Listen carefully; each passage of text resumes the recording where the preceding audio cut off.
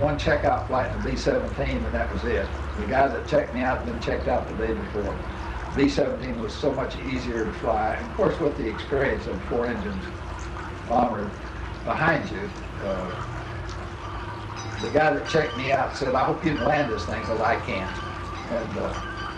And that's the attitude that everybody over there had. You know, they gave you all the credit in the world for being able to fly. And most everybody that was in combat, if they made it, they were good. They were good pilots. And is this still on, you think? I don't know. I can't even imagine. It's been over 30 minutes, really. But I can stop it, you know, and restart where we left off. But I want to check, because I don't want to miss this. I'm just scared that we're seeing a...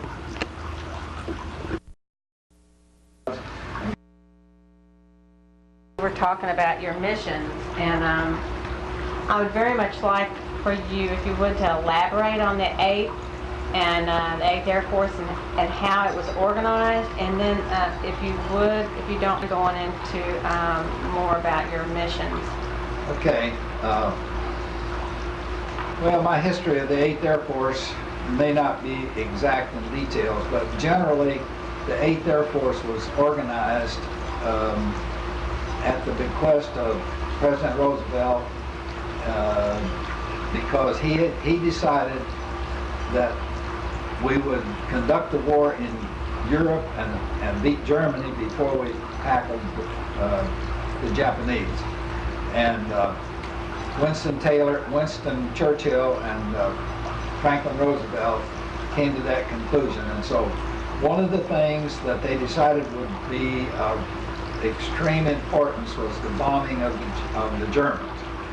And so in the spring of 1942, at Savannah, Georgia, they actually organized the beginning of the 8th Air Force. They started trying to get airplanes into England, and their first missions with the 8th Air Force first missions were very small, like maybe 30 airplanes, and of very little importance, actually.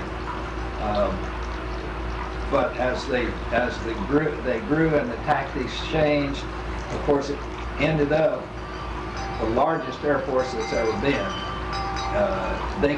They could field 2,000 airplanes, including the fighters, in any one day. And I myself was on one mission where there were 1,500 bombers. Oh, so, and probably way over 500 fighters accompanied us. So the 8th Air Force became huge. Now the way it was organized, it was divided into 3 divisions. There was a 1st, 2nd, and 3rd division. The 1st division was all B-17s, and the 2nd division was all B-24s. And the 3rd division, which was the one that I was in, was a combination. Some of them were B-17s and some of them were B-24 groups. These groups, the divisions then were broken down into groups, and the groups, I was in the 493rd group. We had 3 squadrons, or 4 squadrons. First, second. Yeah, we had 3 squadrons, and normally we put up in the 3 squadrons we would put up 36 airplanes. So that was what the responsibility of a group was. They got their information the day before, or usually the night before. They'd get a call and say, tomorrow the mission is Berlin, or whatever.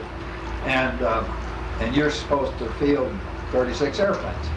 And of course they had to have the maintenance, they had to have the airplanes, they had to have the bombs, they had to have the whole setup was designed to put 36 airplanes from that group into the air, and with a certain type of bomb, and to fly so many hours, however many it took to go to the target and get back. They set up each mission designed it specifically to take a track over Europe that would not subject the airplanes to too much anti-aircraft fire, which we call ACAC. Called what? ACAC. And they knew where all the flak guns, or the ACAC guns, they knew where they were in Europe. And they knew that, say, at 27,000 feet, these guns could cover a certain area. So they would set up a map and they would draw circles and where all of these guns were. And there were certain towns like Merseburg and Magdeburg that had thousands of guns. They were set up in a 4-gun battery. The Germans would have 4 88mm cannons, and they would be armed with shells that would go off either on contact or at a certain altitude. And when you flew over, these guns would all train on you, and if it was a clear day, they were very active. If it was a cloudy day, they had radar, and they would try to hit the airplanes by sighting on them with radar. Now, to thwart that, we had what they called chaff. And they were bundles of strips of tinfoil, about that long.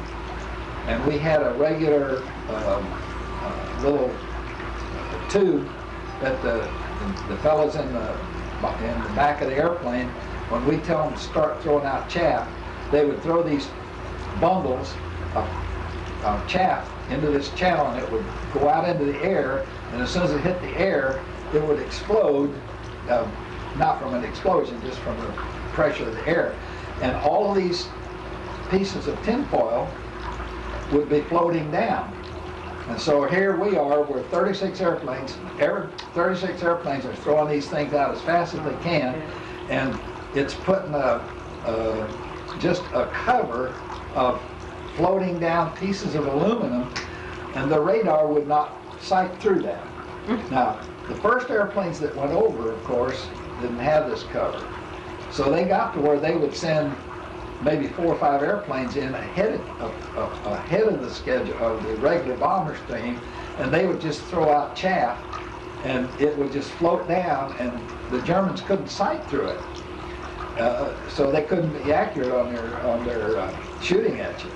Now, I have actually been on a mission where I was flying on the very highest